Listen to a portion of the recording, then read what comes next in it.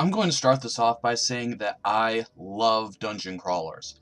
I'm a total loot whore and I will always enjoy a game with loot hunting, mob slaying, etc. Well, most of the time. The core combat is simple. A for melee, X for ranged, B for potions, Y to pick up loot, and holding left trigger to see and use your skills. It flows well enough and there's always plenty of goblins to kill. The story is as simple as it gets. Become strong enough to kill the big scary evil thing.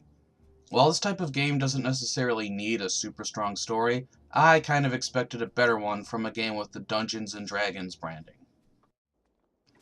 Graphically, the game is bland. You spend most of the game fighting in caves, so expect to see a lot of brown. Also, the textures look like they're from the PlayStation 2 era. Not exactly nice to look at nowadays. The music is also, sadly, very bland. Everywhere you go, it's a bunch of long notes strung together endlessly. It can almost put you to sleep.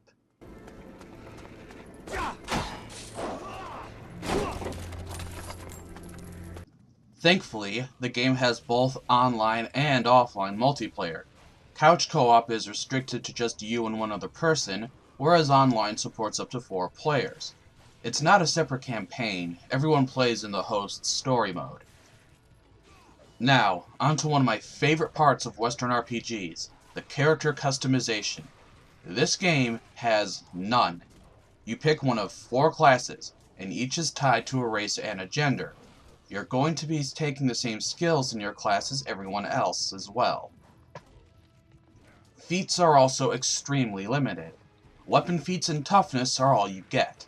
You can't change the look of your character at all, but you can pick your own name. Even though if you play online, it just shows your gamertag.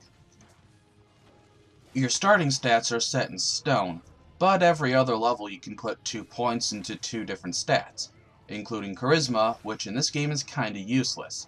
It only affects vendor prices, which by the end of the game is worthless as you'll have enough gold to buy whatever you want either way. And the save system is absolute garbage. Despite there being 8 save slots, you can only use 1 slot per character, and if you save and quit in the middle of a quest, all that quest's progress is lost. Yep, if you start a quest, then you have to finish it all at once. On top of that, you can only take 1 quest at a time. Really dumb design here. Oh, and the level cap is 10. Just 10.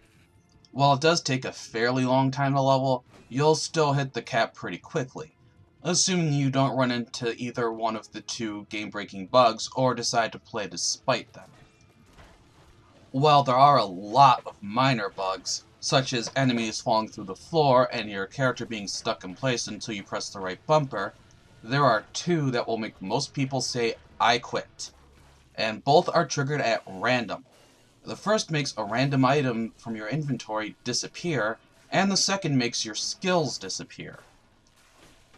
If an auto or manual save hasn't occurred, then you can just lose your current progress to get them back. If it has saved, reloading sometimes fixes it, but most of the time your stuff is gone for good. The makers of this game claim that it's based on the 4E rule set. As someone who actually plays 4E, I can tell you that they are liars. This is based on basic Dungeons & Dragons dice rolls, but has nothing at all to do with the 4E rule set. All the feats and skills are different, and absolutely none of the lore is here.